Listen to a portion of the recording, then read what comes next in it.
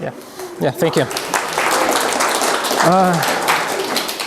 So I have an extra goal. I have to complete it at least in 30, maybe 35 minutes. I will try.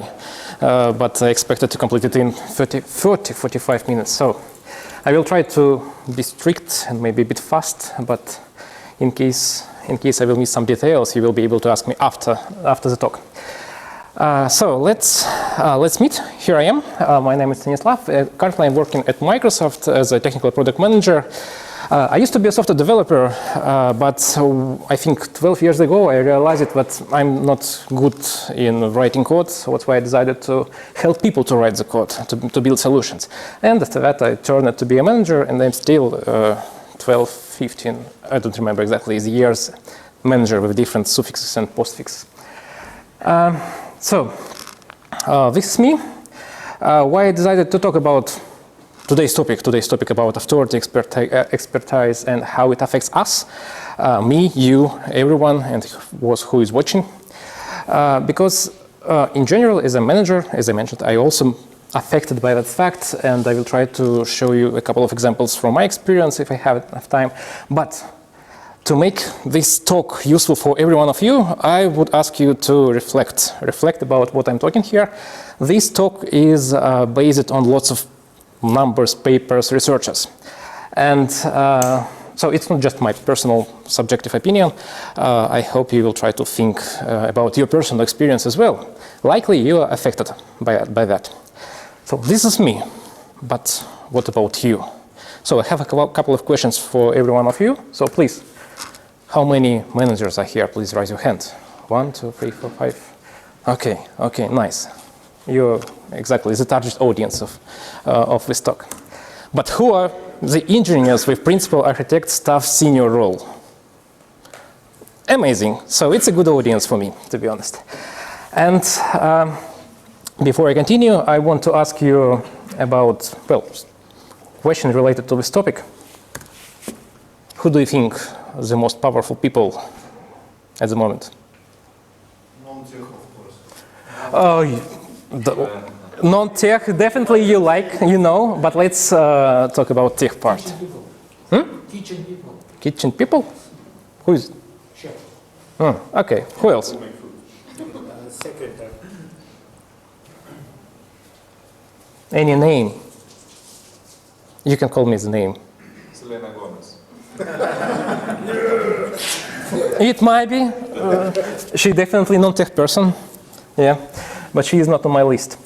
But before I will give you my answer, if you want to take some spoilers, I have a core quote, and if you want to take this presentation already to you, because there are lots of links, reference to the papers, you can take your phone and prepare your phone and capture it. So you will get these presentations already with all the spoilers that you have.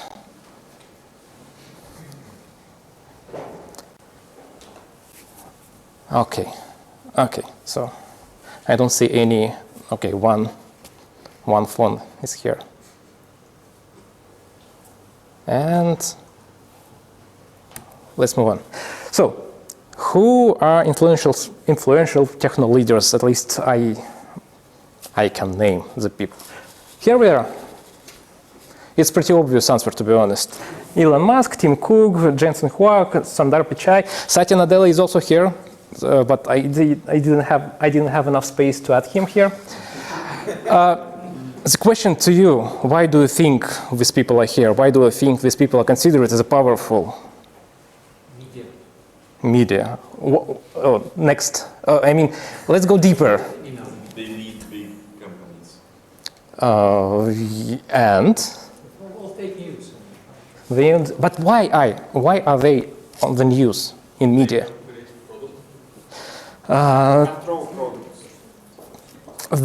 Their decisions affect lots of people. For example, well, definitely Elon Musk runs a DOD company, I don't know what is it, department, and he affects something around 300,000 millions of people, definitely. So these people have lots of authority and influence over the millions of people. 7 years ago, I had also, well, 7 years ago, there was a report prepared by Forbes, and they put lots of leaders there, and one of the persons, technical persons, was there, Jeff Bezos, 7 years ago. Okay, today he is not on the list already. All other people are raised. Here's a link. You can find more influential people when you follow it. And let's talk more about the power. Here I will, well, when I'm talking about power, authority, expertise, I don't want to mention all these three words at the same time here during my talk. I will always refer to power. So when I say power, just keep in mind that I'm talking about expertise, authority, and power itself. I wanted to go deeper and find what are the basis, what is the fundamental of power, and what's the, let's say, the couple, the power of a person. What does it mean for us? And there are two people, these two people, I don't remember their name, Raven and someone else. Almost 70 years ago, we described it. We described this model of power, what is it, what it consists of, and I refer to their model here. So what did they say about the power? The powerful person has a power of reward. What does it mean? If someone over you can reward you, give you a day off, give you money, give something for you, so it's kind of reward, this person already has a power over you. The second option, coercive power, the power of punishment. If someone can punish you, it means that the person has a power over you. In the real life, likely you might find lots of people around us, for example, a policeman who stops you to fine, so this person already has a power over you. Or, for example, legitimate power, a person who has a title, who has a role in our society, for example, the president, for example, a mayor of the city. So these people already have it. Or CTO if you're talking about IT companies. Expert power. So the previous three were about some kind of visible parts of the power. But expert power, it's something that you have to gain it. You can't just take it. You can't just take a position in the company and become powerful. You have to gain it. For example, you're an expert in Java, as Konstantin an expert in Kotlin, for example, and LLM. So we consider him as an expert. And we can talk to Konstantin about LLMs. We consider him as an expert. We called him as an expert. And this is already, and Konstantin in this case has expert power over us. What else? The fifth, informational power. If someone has lots of information, what you don't know, this person has a power over you, over us. And these five aspects of the power, here's a link to it, French and Raven. These bases are considered as a major part of the power. In the real life, you will find lots of people who has it. So all the politicians, Elon Musk, all the techno leaders, they have something like that. They by the way, referent power, I didn't mention it. Referent power, it's something that, like charisma, for example, you really like how a person talk. You really like how the influence of the person by his actions, something that he has from the nature, for example. So this is a referent power. And these six parts come to be, well, the more person has these signs of each type of power, the more powerful person is. So this is the main implication. And if we are talking about IT, if we are talking about IT, there are lots of examples here, to be honest. So we are not the politicians here, likely. So all the managers, only a couple of people here are managers. You have this, well, you might have a reward power, you might have a punishment power, you might have legitimate power. But let's look a bit deeper. For example, you're an expert, you're a staff engineer. Do you have a power over someone? Let's look in some cases. One example, Do you remember Google had this 20% of time gave to the people to work on their personal projects? It's a reward. It's a reward that company gave to their employees, and so Google already has a, well, it's definitely pretty simple, obvious example. Or a team lead or a manager who assigns on-call rotations. So he says that someone must be an on-call engineer. So it's already kind of way of using power. Or a scrum master, or anyone who controls who speaks during the stand-up, who has to stop, or something like that. A scrum master has a power over you during this meeting. Some committee might accept or reject any technical decisions. This committee has a power over you. This interesting example, based on GitHub data, they found that if a person who approves pull requests, if they see that it's made by women, they likely rejected it. Well, not likely, 4% difference, but anyway, so it says that gender-biased decisions we are making just because we have a power, with at least the persons who can approve the pull requests. Or maybe something go to the ground, a much simpler example. Someone who has been working in the company for many years, he has lots of information, he knows with whom to talk to solve the question, how the system works. This person has an informational power over any one of us. We can't just say, sorry, we want to lay off this person because we will lose lots of information. And this person already has a power, informational power. And one more example, Martin Flaber, likely you know it. This person just has first of all, it has a referent power and expert power. We don't know if he is good or not in the programming, for example. He's just a speaker, what we can see, and we trust this person already. So in IT, we completely need to this power basis based on the previous slide. So what I wanted to say by that this information should be useful for every one of you in IT. Let's move on. I took just a general definition of the power. I took it from Wikipedia, and what you can see here, what is the power? In political science, power is the ability to influence or direct the actions, beliefs, or conduct of actions of actors. So if someone has an influence to someone else, it can affect the decisions. So a person has a power over someone. And the questions to you, try to find examples in your personal life, well, in personal life, to be honest, also in your private life, but in work, likely you have a power against someone, or someone has a power against you. And what to do with this responsibility if you have a power? Let's talk about the risks, about the cost of being a powerful person. What does that mean for you? All these numbers and graphs are based on the researchers. Each link has a link about it. Question here. Developers, why? We have categories of powers, where it goes. Developers, why? It depends how does it affect the developer, to be honest. I can clearly answer to this question, to be honest. Power of love. Informational power. Referent power, maybe. Okay, thank you for the question. So the first risk. One, I think, very obvious risk for me, that a powerful person make mistakes very confidently.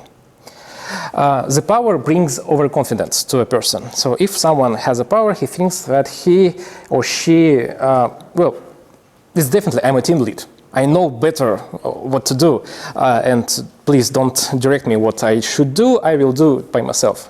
And this is already a sign of overconfidence of a person. And what paper says about that? I need to give more context for this experiment.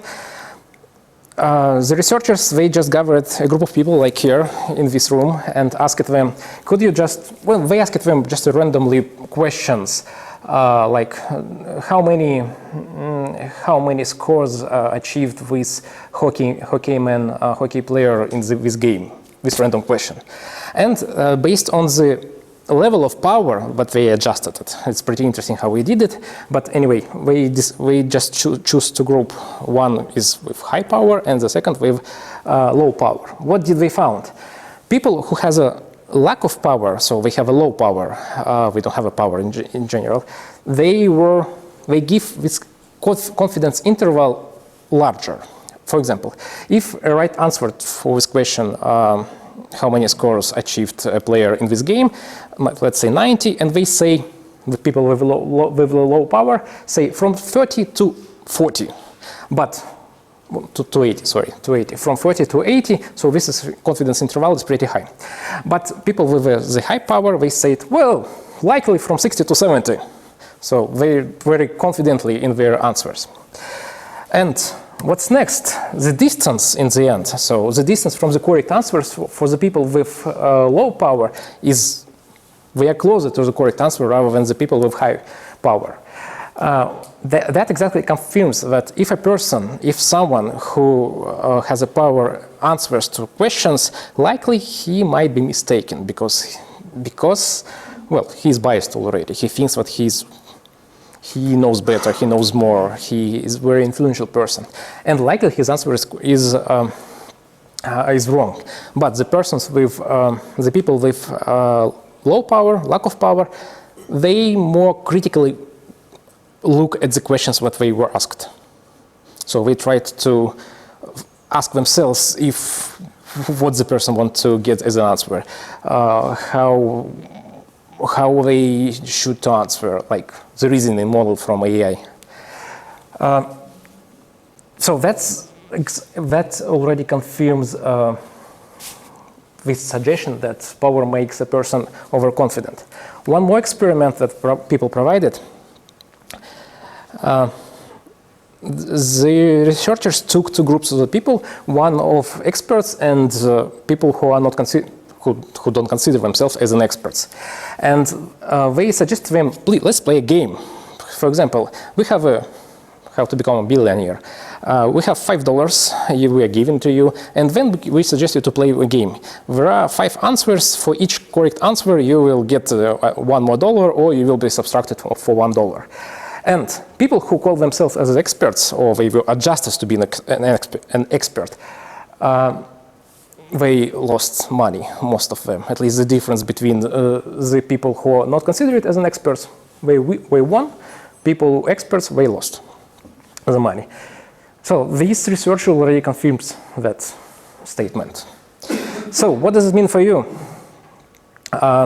If you are considered as an expert, if you are considered as a manager, or you're called as a manager, it means that you make lots of mistakes and you have to critically look at yourself, at your suggestions. Yeah, some examples from the IT that works on my machine, senior developer says usually, or this task takes 2 weeks feature. This task takes 2 weeks to complete. Just a simple answer from an engineer. Just because he overconfident, he is senior or he is principal, he doesn't want to go deeper.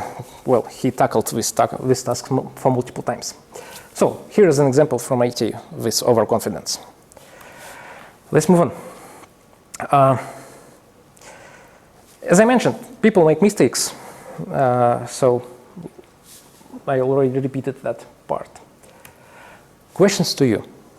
One question to you. If you were asked to write an essay and answer to the question, what inspires you in your work? What would you answer? Anyone? Challenges. Challenges of what? Of the task you are working on. Thank you. Solving problems of real world. The same. Seen previously. Bonuses. Bonuses. Why not? It's about money, yeah, all together. So the same question was asked for a couple of people by the researchers, and what they found. People with power, they focus on themselves. They are self-focused. Money, challenging what I made, so it's already self-focusing. If someone of you said Elon Musk inspires me, for example, it's already focusing on someone else. I want to be like a Martin Flower, for example, but no one said it. So I see you are people with a bit of power, definitely. The research confirms it. So if we took, again, we split a group, we split people for two groups. The first group with lack of power, there is no difference between in essay what inspires the people, what inspires the person. But when they adjusted the power of a person, they saw that powerful people became more focused on themselves. So powerful people are self-focused. Elon Musk, it's a good example, by the way. Let's take another risk. Powerful people are more talkative. Maybe you have considered it have you seen it during the meetings with your manager, with someone who is informal leader on the meeting, when these people are talking a lot and they feel responsible to talk if there is a silence around. Why it happens? And what does it mean for a team? I would say it's better. What does it mean for this team? The team becomes more quiet. If the team sees that the engineer, the powerful person, talks a lot, solves all the questions, why should I talk? Why should I do?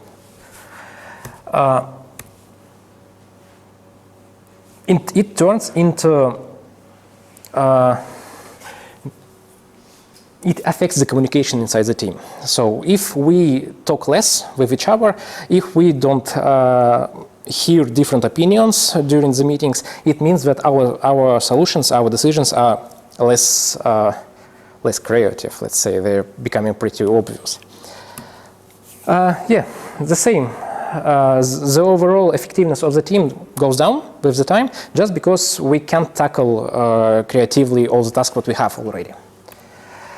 And yeah, the team stops growing and learning. So here is the effect of a case if you are very talkative during the meeting. What does it mean for the team?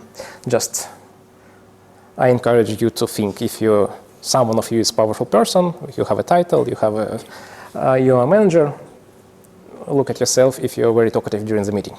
Maybe you experience the same. Moving on. If we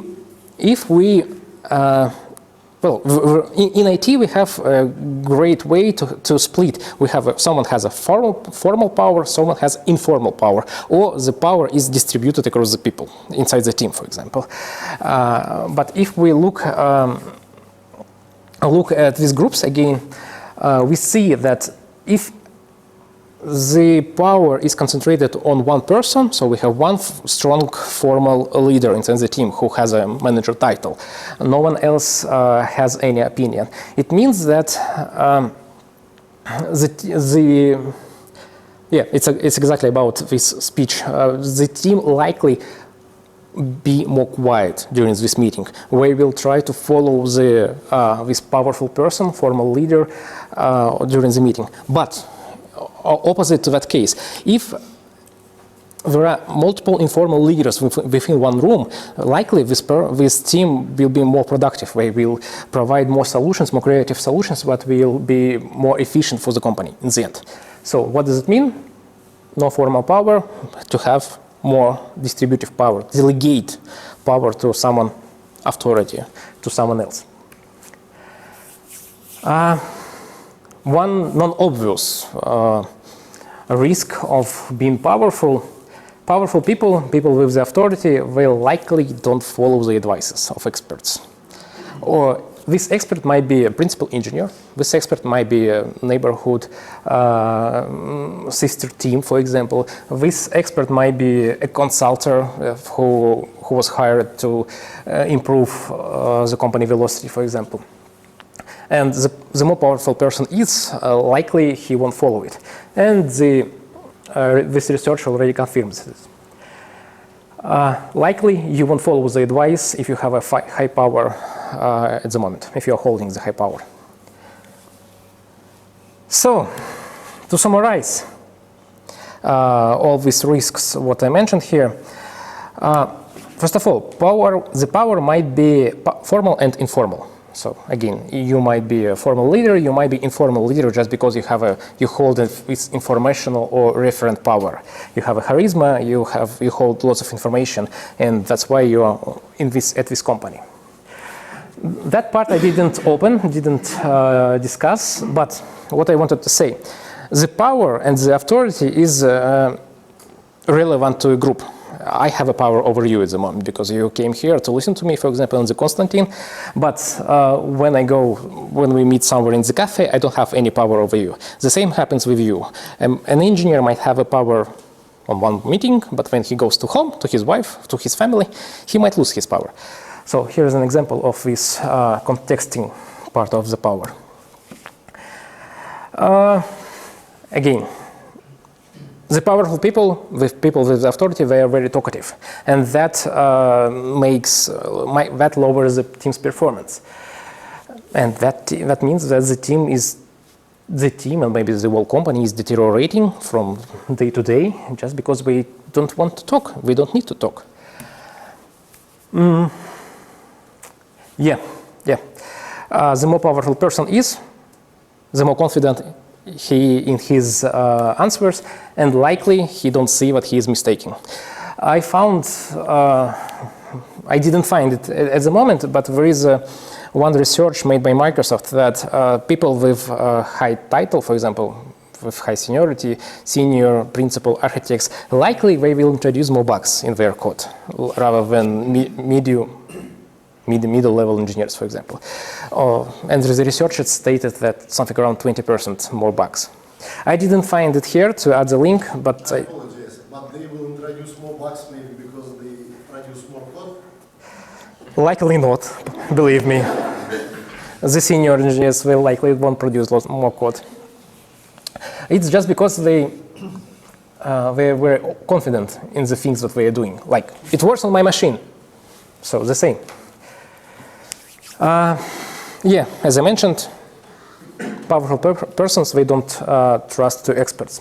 The question is to you, what you are going to do with it? The experts and the managers. We need to make data-driven decisions. So if some expert comes with opinion, the expert should provide some proof. Vladimir, you're already applying critical thinking, so you're not affected by these risks already. Or maybe yet not affected. But yeah, this is one of the approaches. We need to replace managers with AI. Great decision, but not with AI, but eliminate them. I believe, well, I not believe, I expect that we won't favor the AI solutions, to be honest. We won't be very emotional, I would say. We should rotate managers. Good decision. That's true. Rotating managers. Rotating people with the power. Like we have in elections, by the way. It also helps to do the same. Shift them from time to time and then rise again. Once a week. No. Once a week. Maybe for a month or for a couple of weeks to let them work as engineers. And understand that they let or force? Force. Force them. Let's force to get married to managers.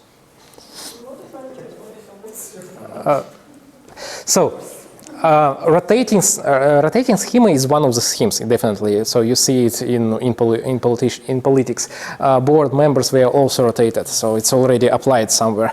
Likely it's not applied in small teams.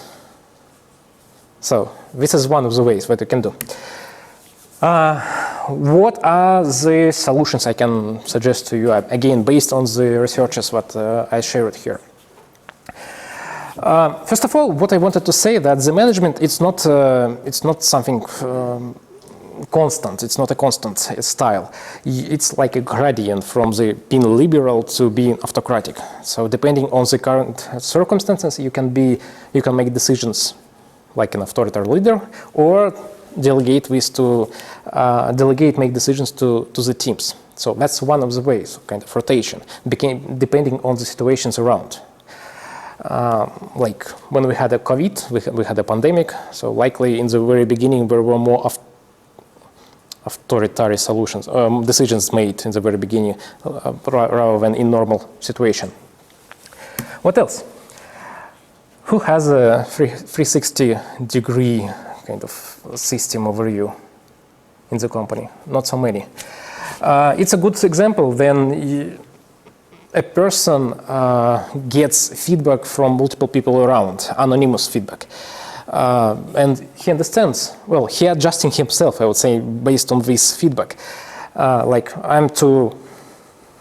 I try to violate someone, I don't know, I can just consider it, I just notice it. And getting the feedback from the people, it just makes me down a bit from the cloud to ground. And that may help me. But if a person declines this feedback, okay, we have already a problem with a person. Assess your decisions probabilistically. This is a research. For example, if you want to make a decision, try to apply critical thinking and say, well, I'm pretty confident that I will complete this meeting, this talk in 10 minutes on 80%, for example. Here's an example, how you make decisions. And when you try to think about this number, probability, you're already applying critical thinking. And it's not just a random immediate answer from your head.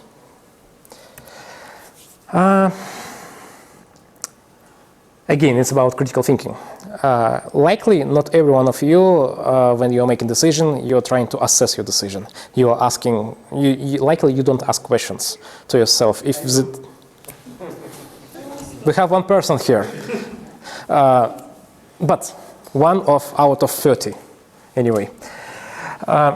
Try to assess your decisions, what you are doing. Try to ask themselves, okay, ask yourself. Try to talk with AI, for example. It's a good question. Try to ask the AI, what can I do differently? It's one of the ways.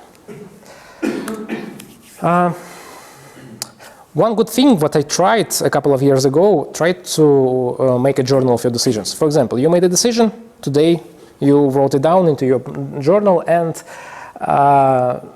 try to reflect on these decisions after a couple of months. Because again, the decision that you make today, likely it will affect you after a couple of months, not immediately. That's why you can just easily link your decision with the output of it, or outcomes of it. So you can try, and if you want to do something with it, definitely. If you don't want, you can ignore all this information. But if you want to avoid these risks of being a powerful person, it's one of the ways what you can apply to your work. Delegate your power, delegate your authority. You can say to someone else, okay, I don't want to conduct any meetings anymore, so we have a John, so please, you want to grow, you are now responsible for hosting the meetings within our team. One of the way of delegation. Or, for example, you are responsible for communicating with our neighbor teams, customers, whatever. Not only you as a manager or as a formal leader or informal leader. The same, I would say, try to apply critical thinking to your decisions. Yeah, so this is a list of suggestions, solutions, what I can suggest you if you are affected by any of these risks already, if you found that you are affected by any of these risks. And if you want to do something with it, you can try to apply these methods and reflect on your personal experience. And if you want to download this deck, you can do it at the moment. And I think that's all. I made it in 45 minutes, so thank you for listening. You can also contact me if you want. The link you have. Thank you. Hope you won't make confidently mistakes if you have a power. Thank you.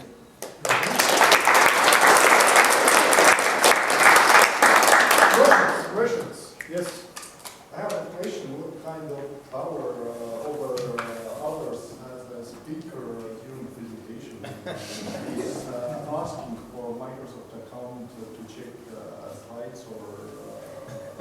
previous information? Expert power. You came to listen to me.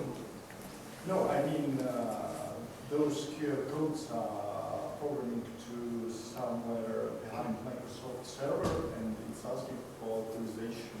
It shouldn't ask. It should be anonymously. If it asks, It asks for something, but still I can read the document. you can ignore it, I think. No, it's not possible. Okay. Sorry for that. I didn't want to collect any personal data here. It should be anonymously. At least I expect it to be anonymously. This sounds like Google letter. You mentioned that you are leader for 10 to 15 years. Which Manager. of those minuses did you experience yourself? All? All of them. Yes. What helped you to be successful? What measures did you take to be successful and overcome those vices? I think one of the main, well, as I mentioned, I was writing my decisions, so I had this journal of my decisions 3-4 years ago.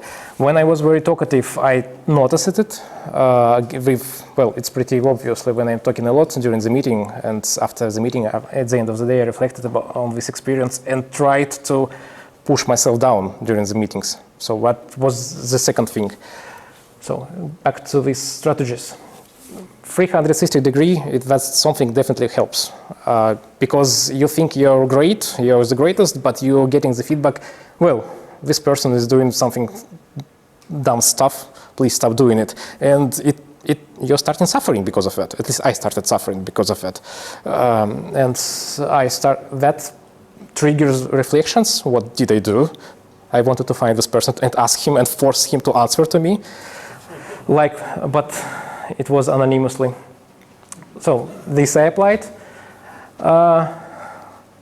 And yeah, in the delegation. So these 4 things, I think, what I can say. I found your presentation, maybe I misunderstood it, but I find it one-dimensional because you focus on delegation and directing others.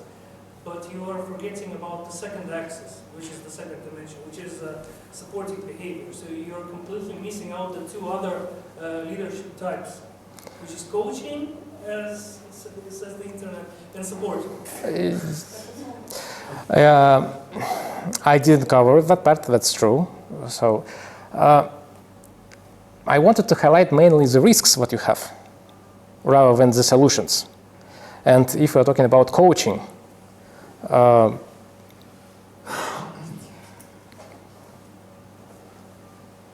not sure that it's risk. If you're very confident, like me at the moment, you can make mistakes, that's true. So I also am affected by that fact. But to tackle it, I provided some numbers. It's not my personal opinion. But maybe you can elaborate more on coaching. What did you mean? Basically, what I wanted to say is that you can either have highly directive behavior, low directive behavior, then you can have low directive behavior and highly supportive, and highly directive and highly supportive. So it's kind of matrix. Yeah, that's what I mean by second dimension. So not only that whether you're directive or not, but also if you're supporting or not. So we have like 4 types on the X and the Y axis. Yes. I didn't cover it, but I can say. Yeah. I can confirm it. Okay. One more question here. Question. So I'm from a non-formal leaders tribe, and currently I'm experiencing these issues that you described. And if a formal manager found a way that we should better delegate power to team members to not make what me and formal leader bottlenecks. Because if something happens to us, team efficiency really decreases. But what do you think? Is it possible to delegate the whole power, or there are still some areas that should be in the area of responsibility, manager and corporate, etc.? I would prefer to delegate it completely, to have distributive power, and I experienced it in one company, but not every company, not every leader wants to do that. For example, People want to keep the reward and punishment on themselves. We don't want to delegate it. Because in this case, why they were needed? So if a person delegated all his power, why this person needs, what this person should do, what to do with lots of CEO and managers in the hierarchy. For example, just to ensure that people are following in the right direction. There is also, this is a theory. On practice, there are lots of personal goals that people are following. I have my personal goals here, what I'm presenting here. The manager also has its own goals, and they not align it with the company goals. For the company, yes, it is better to delegate everything, to distribute the power over the people, for example. The company might be very efficient and more flexible. But one particular person in this hierarchy doesn't want it. Where can I earn these millions of dollars? Because I'm CEO of the company or one CTO or whatever the name of me. So just the people, they don't want to delegate it itself. And that's the issue. This issue is always about people. We are the people. Thank you. Yeah. There is one more dimension. It's speed. Actually, two more. Speed and quality. And if you make confidently good decisions fast, then it's very good. If you are not confident, you make good decisions fast, it's also very good. But if you're not confident and you don't make decisions, that harms much more, I think, than making wrong decisions. Absolutely agree. This is the first bullet. So the management style, it's not something, it's not a constant. So you should go to the left or to the right part depending on the environment at the moment. If you need to go faster, yes, the more direct management is more efficient. But in the short term, in the long term, likely it won't be like that already. In the long term, the more distributive, the flexible approach, let's call it like that, is more efficient for the company. Because the company is able to produce some creative, innovative solutions.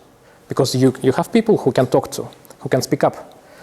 If you are very autocratic leader, people won't talk it, and you will find that you will try to force people to talk to, but they won't, because they don't need to talk to, as I mentioned, as a risk. So I don't reject this style to be autocratic or to be a democratic leader, but it depends on the current environment. So I completely agree. What can I say? Yeah, because it's kind of autocracy doesn't equal to confidence, I would say, because you can support people confidently. Yes, it is. And you can provide an environment to people to speak up, and you are confident. If you're not confident, it's actually harming also. I think that's true, but it depends again on the environment. So there is no black and white solutions. So that's why if one team needs, well, at one time you need to be confident to make decisions. You need to be confident. The people also want to see confident leader as well. That's also true. If a leader can't make decisions or can't choose a couple of options, between a couple of options, one, yes, it will harm. That's true. I can agree. Thank you. And there was one more. Do you think there are people who don't want to accept this power, even if you are not an autocratic leader, but you want to share this power with somebody, for example, decision making, but your team don't want to make the decisions, they just want to somebody who tell what you need to take? It's a long path. It's a long path because you already your team is already affected by this power, your powerful position. You mean that you have to. Leader made this team Yes. who don't want to accept Yes, that's already the result of being powerful. You need to force all people to You can force. You can force. You have to make personal changes on yourself, on your behavior. For example, in this team, it's reasonable, for example, to move to the side, for example, and to not force even, but to leave decisions for them for some time. They won't make decisions immediately. you have to spend a couple of months to educate them again, just because you already, for multiple months before, was very talkative, you already lowered the performance of your team, and now you have to fix it. You have to make decision for yourself, first of all, and after that, change your behavior. Spend a couple of months, it will be fixed, likely. Let's have the last question. Yeah. During the talk, you highlighted that people in power tend to listen less to expert advice. You gave strategies for balanced leadership from the leader point of view to avoid this trap. What advice would you give to the expert that will find himself not listening to by Change the company. Providing feedback as an idea. You can provide, but the person already rejects, declines the feedback. So who stops you to? He rejects opinion, but not feedback. So let's start with providing the feedback. Yes, we can. Well, it's also a long path. You can provide the feedback, but it won't work immediately. And it depends on the person, what this person, powerful person, how he or she will consider it. He might also be pretty angry on your feedback, and depends on the trust between you. So if the person trusts to you, so he might accept it. If not,